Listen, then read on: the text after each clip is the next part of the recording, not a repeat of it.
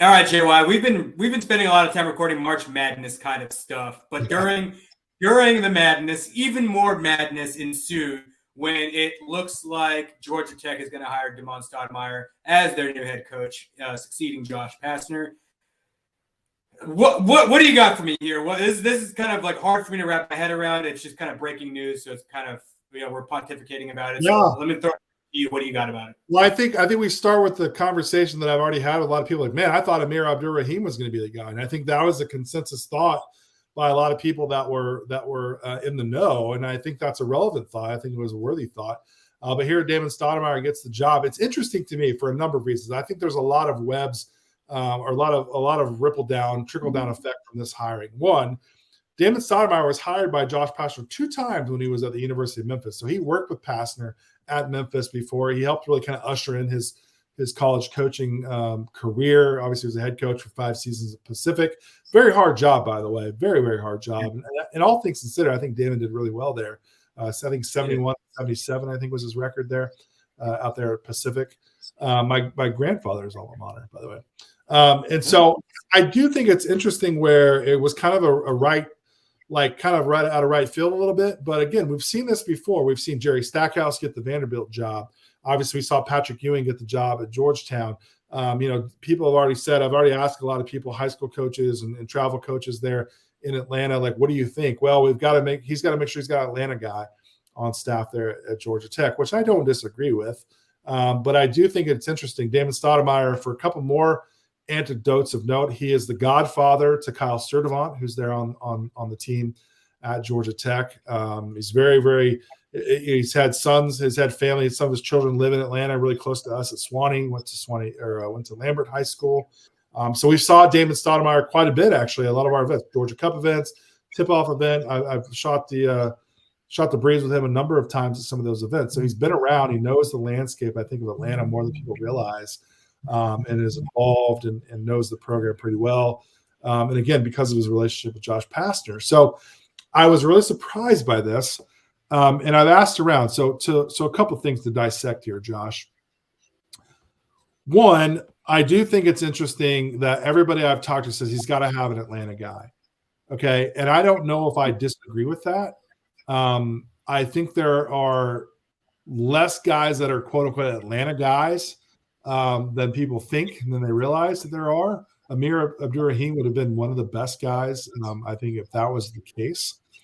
Let me say this. This is something that I wanted to bring up because I do think there's some things that we've got to understand about this job at Georgia Tech. Okay. So I think Paul Hewitt is to me a master of what Georgia Tech's job could have been. I was really close with Paul and his staff when they were there. And I always said that, well, let me walk it back. To me, in Atlanta is all about being relevant. Okay. The city of Atlanta and pop culture and in clout and all these things, you've got to be relevant. And that to me is the thing that really, I think, supersedes culture in Atlanta, particularly with sports. There needs to be a relevancy there. And I think when Paul Hewitt was there, Georgia Tech was always relevant. And so you could go to a game on a Tuesday night, Georgia Tech playing Virginia Tech, okay, just on a random Tuesday night game. And if you went into that building, okay, at the Thriller Dome, everybody was there. Everybody was there. Travel coaches were there. High school teams were there. The very best prospects in the city of Atlanta were there, okay? Now, they didn't all go to Georgia Tech. Very few of them did. But there was relevancy there, the fact that that's where you wanted to be. And I don't know if that has been the case over the last 2 coaching regimes that have been there since Paul Hewitt. And that's not any disrespect, but there is a different level of energy now in the downtown area, okay, in Midtown, with Hollywood now taking over Atlanta. The amount of successful business people that we have in Atlanta, the amount of ex-NBA players that are now in Atlanta or NFL players, there's a huge level of pop culture now that resides in the city of Atlanta. And Georgia Tech, to me, is involved in just as much as the Atlanta Hawks, truly. Because when Paul Hewitt was there, you never knew who you were going to see when you went into the building. And I think Damon Stoudamire adds a little bit of that cachet to the mix by bringing an NBA guy in. Now, I'm not saying Damon Stoudamire was the biggest NBA superstar. I'm not sure if you ask a kid right now if he even knew who Damon Stoudamire was in the NBA, they couldn't tell you he was Mighty Mouse. But there is a level of relevancy. I mean, Like, let me ask you this. Let me actually use a parallel here, Josh. You could answer it better than me because you've been there and I just haven't. With OTE, does it have that relevancy? Does relevancy matter in that experience there when on huge game nights? From a celebrity standpoint, yeah, a lot of celebrities go to OTE. And on the biggest game nights, you will see some basketball people there. Like you'll see NBA players there. You'll see some high school people there. You'll see some college people there. But for the most part, in the circles that we run in, the circles of like the deepest, the darkest kind of like junkies of basketball, I think a lot of those people will just kind of go. Will be more satisfied by going to a high profile game at Wheeler or a high profile game at McEachern or something like that. I think that's kind of what satisfies the truest of basketball junkies here in Atlanta right now. Well, I think that was the case even when Paul Hewitt had it rolling, when they also went to the Georgia Tech games. And I think that's part of the importance that I'm trying to articulate here is that I really kind of like the hire. The more I think about it, the more I talk to people, it was out of the blue. I think Amir is going to be one of the most coveted guys in all the open jobs. I think Dusty May is going to be in there. I know that they talked to a number of people already for the job. I know that Amir was one of those guys. I think they actually even interviewed him. I heard Coach Antoine Petway from Alabama. I know Bob Ritchie at Furman was a candidate. But I could see Georgia Tech getting ahead of things, even with the portal, to get in there. Let me say this. I don't know if you have to have a Georgia guy or even Georgia Tech to really recruit Georgia to be good. And that's overrated. Yeah. What's that? I think that's overrated. I mean, I just kind of don't. I mean, I think there is value in recruiting the state, but also at the same time, how many ACC caliber players is Georgia pumping out per year, and how many people are also reaching in? You have Indiana coming down, you have Xavier coming down, you have a lot of schools that heavily recruit the area. Plus, you have people that want Georgia to start recruiting the Atlanta area heavily, and then plus like Amir at Kennesaw State, plus Jonas Hayes at Georgia State. Those guys are always going to be in the mix. So I think that there's a lot of people trying to pull from the same field, and everybody always said, and Auburn is like the kings of recruiting Georgia. So there's all these people trying to pull from the same field, and I just don't know that the talent pool is as deep at the ACC high major level as a lot of people think it is. I think at the mid-major level there is so much depth. It goes deep. Yeah. So I think it being a Georgia Tech has to get a Georgia guy to recruit Georgia.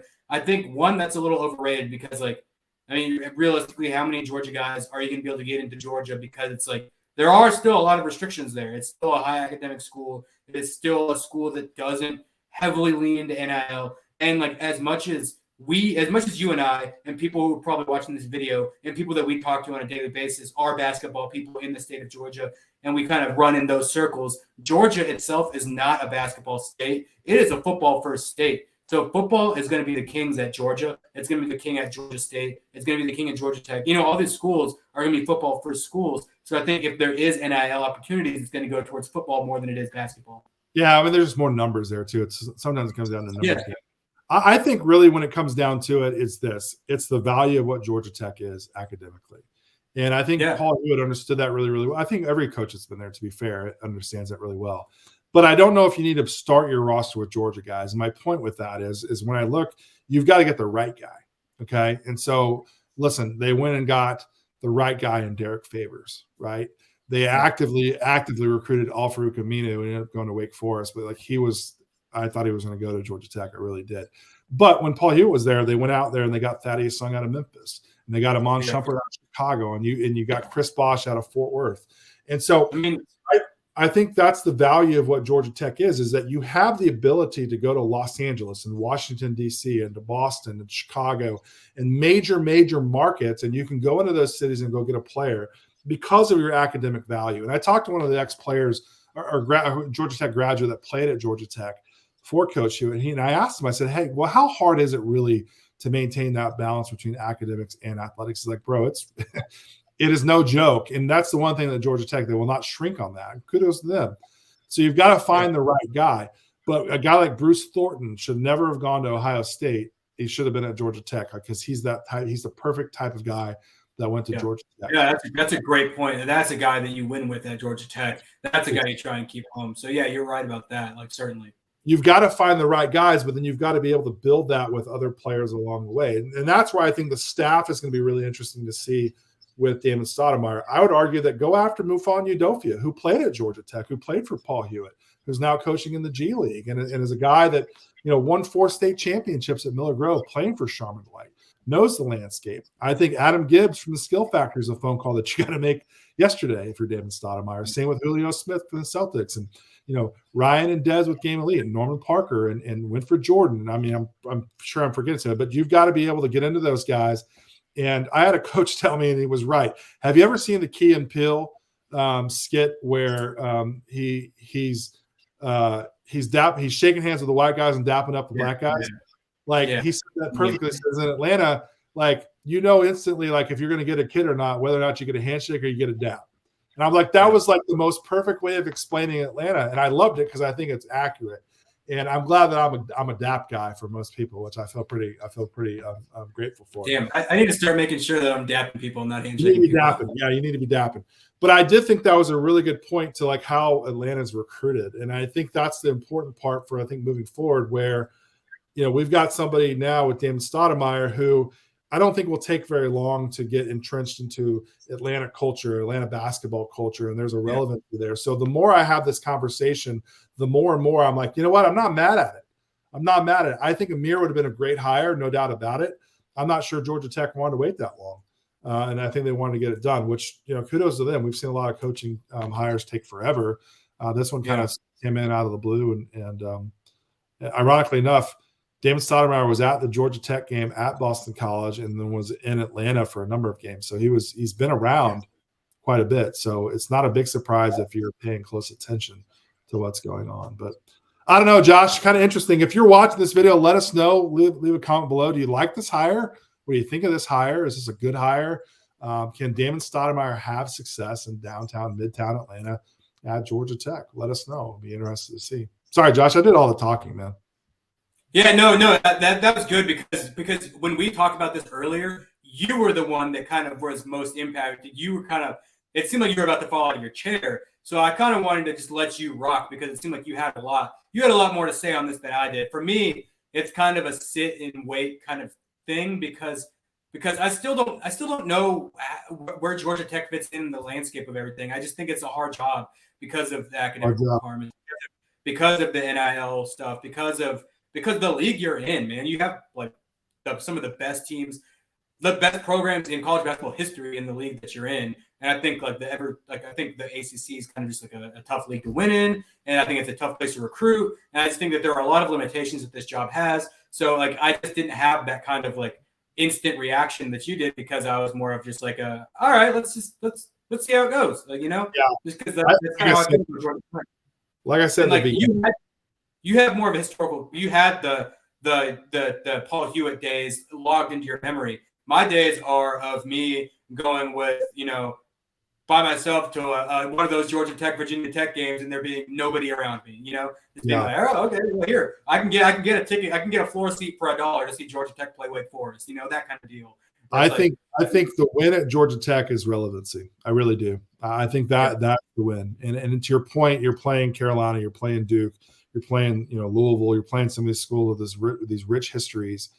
And I think that to me is the win. You can still be 20-10 and be relevant and have a phenomenal season.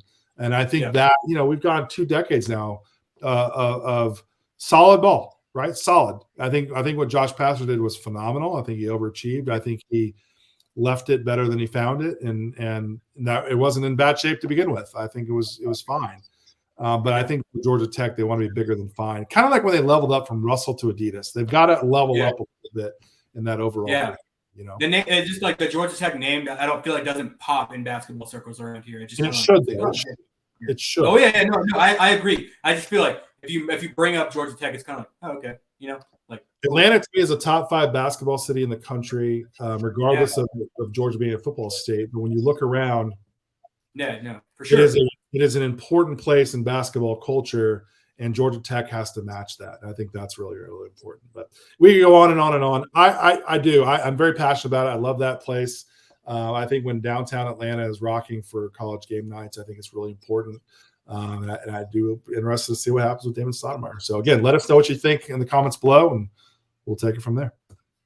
Yeah, absolutely. I'm certainly looking forward to seeing if Midtown kind of does get back to that Thriller Dome kind of thing, and we'll see how this plays out. And I'm rooting for Damon. I'm rooting for Georgia Tech because we love Georgia basketball here. And yeah, we'll see how it goes. Thanks, Josh. Thanks.